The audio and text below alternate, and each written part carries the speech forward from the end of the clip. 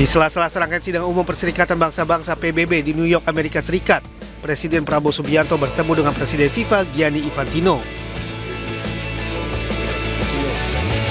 Pertemuan ini menjadi momen penting untuk membahas perkembangan pesat sepak bola Indonesia, sekaligus komitmen kerjasama antara Indonesia dan FIFA. Usai pertemuannya, Gianni menyampaikan apresiasi atas dukungan penuh Presiden Prabowo terhadap dunia sepak bola nasional, baik untuk putra, putri, kelompok usia muda hingga level senior. Ia juga menegaskan kalau FIFA akan terus mendukung Indonesia, salah satunya melalui keberadaan kantor regional di Jakarta.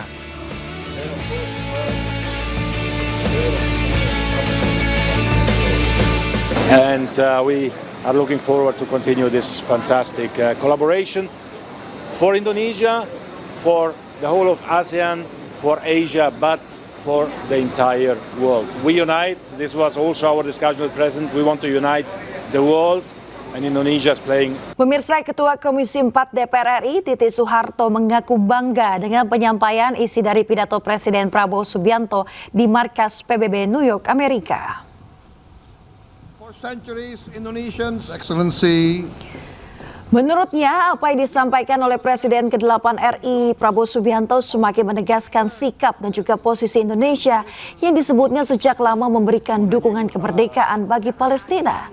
Titi juga mengaku dirinya melakukan nobar atau nonton bareng pidato Presiden Prabowo saat dirinya melakukan kunjungan kerja ke Maluku Utara. Bisa mensejahterakan bangsa ini. Pidato Pak Presiden di PBB gimana menurut Ibu? Apa ya? Bangga kita bisa. Tadi malam saya nobar sama teman-teman, kebetulan lagi kunjungan ke Maluku Utara, jadi nobar bareng-bareng sampai jam 12 ditungguin. Dan ya udah apa ya, speechless deh. Nanti sikap Indonesia jelas ya Bu disampaikan Pak Prabowo. Iya, itu sikap Indonesia udah jelas. Dari zaman dahulu kala kita selalu mendukung perjuangan rakyat Palestina. Pemirsa, pidato Perdana Presiden Prabowo di PBB mencetak sejarah. Lantaran 10 tahun terakhir, Presiden Indonesia tidak hadir secara langsung di KTT PBB. Dan pemirsa, berikut daftar Presiden Indonesia yang pernah hadir langsung di sidang umum PBB.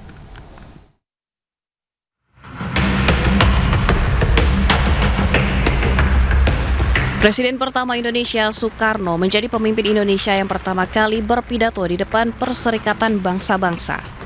Bung Karno berpidato di sidang umum ke-15 PBB di New York pada 30 September 1960. Meski telah 65 tahun lalu, namun pidatonya yang mengangkat tema membangun dunia baru atau To Build the World New menjadi salah satu memori dunia. Selain Presiden Soekarno, Presiden Soeharto berpidato 2 kali dalam sidang umum PBB, yaitu pada tahun 1992 dan 1995. Pada tahun 92, Soeharto sampaikan pesan Jakarta yang tak hanya mewakili Indonesia, tetapi juga 108 anggota gerakan non-blok. Estafet pidato Presiden RI di sidang umum PBB selanjutnya dipegang Presiden kelima RI, Megawati Soekarno Putri. Megawati 2 kali hadir dalam sidang umum PBB, yakni pada 2001 dan 2003. Pidato Megawati menegaskan perlunya reformasi mendasar dalam PBB. Presiden ke-6 RI, Susilo Bambang Yudhoyono, cukup aktif dalam sidang umum PBB. Selama masa kepemimpinannya yang berlangsung 10 tahun, SBY hadir 6 kali dalam sidang umum PBB. SBY pertama kali berpidato di forum internasional pada sidang umum ke-62 tahun 2007.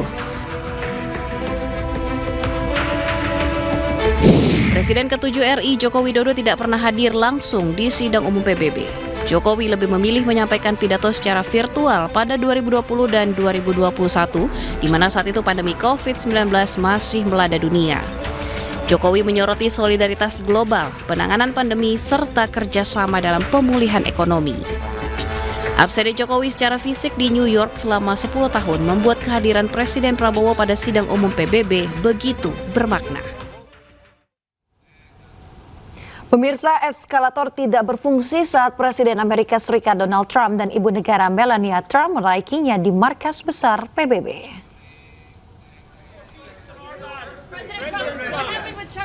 Are you going to push Zelensky for peace, President Trump?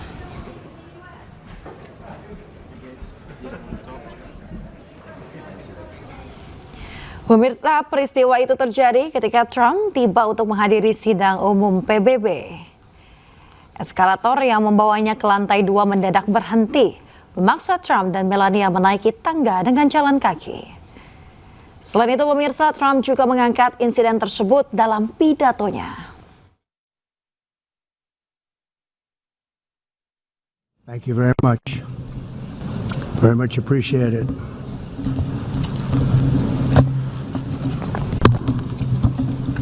And I don't mind making this speech without a teleprompter, because the teleprompter is not working. All I got from the United Nations was an escalator that on the way up stopped right in the middle. If the First Lady wasn't in great shape, she would have fallen. But she's in great shape. We're both in good shape. We both stood. And then a teleprompter that didn't work. These are the two things I got from the United Nations, a bad escalator and a bad teleprompter. Momen tak terduga terjadi saat Presiden Prancis Emmanuel Macron dicegat polisi untuk melintas karena konvoi mobil Presiden Amerika Serikat Donald Trump. Macron pun harus menelepon Trump langsung agar bisa lewat. President, I'm really sorry. It's just that everything's frozen right now. There's a motorcade coming right now. I'm sorry. Presiden Prancis Emmanuel Macron mengalami insiden tak terduga di New York ketika ia dan rombongannya dicegah untuk melintasi jalan yang sedang disterilkan untuk iring-iringan Presiden Amerika Serikat Donald Trump. Dalam rekaman yang beredar, nampak Macron berbicara dengan seorang petugas polisi. Sang petugas polisi pun meminta maaf dan menjelaskan bahwa jalur tersebut tidak bisa dilewati karena konvoi Trump yang akan melintas. Setelah tertahan beberapa saat, Macron langsung menelpon Trump agar bisa lewat. How are you? Guess what? I'm waiting the street because everything is frozen for you. Di sela telepon tersebut, Macron sempat mengajak Trump untuk berdiskusi singkat mengenai situasi di Gaza. Kemudian sembari menunggu jalan dibuka, ia pun sempat menyapa warga New York dan berfoto bersama. Beberapa menit kemudian ketika jalan akhirnya dibuka kembali, Presiden Prancis beserta rombongan yang melanjutkan perjalanan dengan berjalan kaki.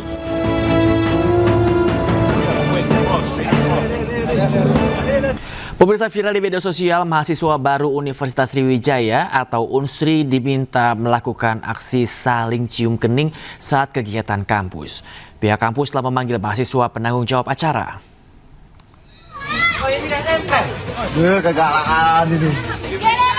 Video mahasiswa baru Universitas Sriwijaya atau Unsri diminta melakukan aksi saling cium kening saat kegiatan kampus viral di media sosial. Peristiwa terjadi pada 20 September lalu dalam rangka penyambutan mahasiswa baru yang digelar Himpunan Mahasiswa Teknologi Pertanian atau Himateta.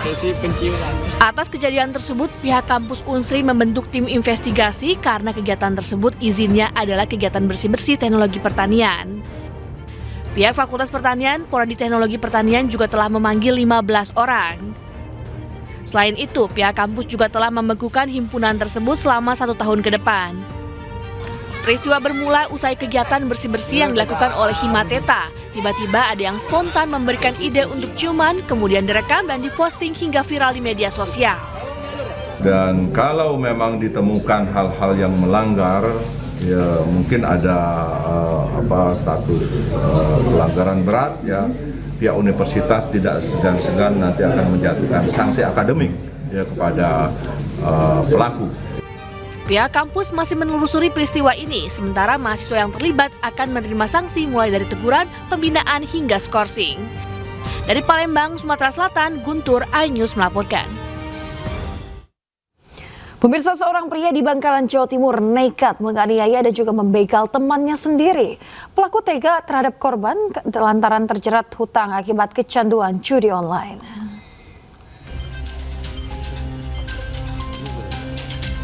Tim Macan Unit Resmob Satreskrim Polres Bangkalan meringkus MH, seorang pelaku begal di Bangkalan, Jawa Timur. Pelaku ditangkap setelah membegal mobil pickup milik teman tongkrongannya sendiri. Sebelumnya, korban inisial HB ditemukan warga di area persawahan di Desa Merandung Klampis, Kabupaten Bangkalan dalam kondisi luka-luka, tertutup terpal, serta kaki dan tangan terikat. Dari hasil pemeriksaan polisi, pelaku mengaku tega membegal korban karena terjerat hutang akibat kecanduan judi online. Sementara pelaku butuh uang untuk acara peringatan kematian ayah pelaku. Modusnya, pelaku pura-pura menyewa mobil pickup korban.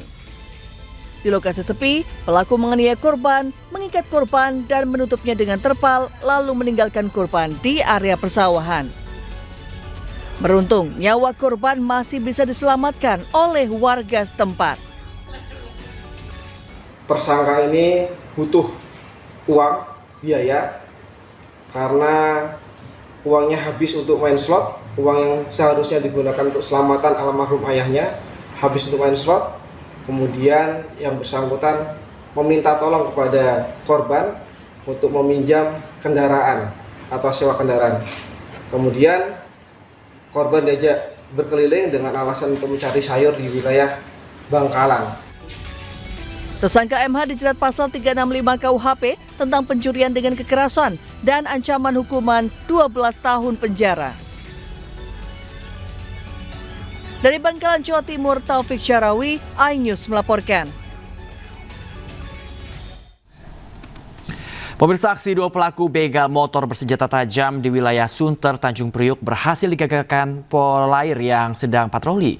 Satu pelaku berhasil diamankan, sementara seorang pelaku lainnya kabur.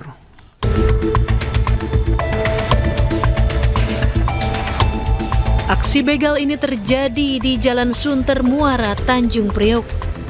Namun di saat pelaku sedang beraksi, petugas unit Resmob yang melintas memergoki pelaku yang hendak memepet korbannya, pengendara motor. Ketika pelaku berupaya mengeluarkan senjata tajam celurit dan menodongkan ke korban, petugas langsung menangkap salah satu pelaku. Sementara satu pelaku lainnya yang mengemudikan motor berhasil kabur. Dari hasil pemeriksaan, ternyata satu pelaku yang diamankan tersebut merupakan residivis kasus yang sama. Kini pelaku yang kabur dalam pengejaran petugas Resmob Polres Jakarta Utara. Dari Jakarta, Tim Liputan iNews melaporkan.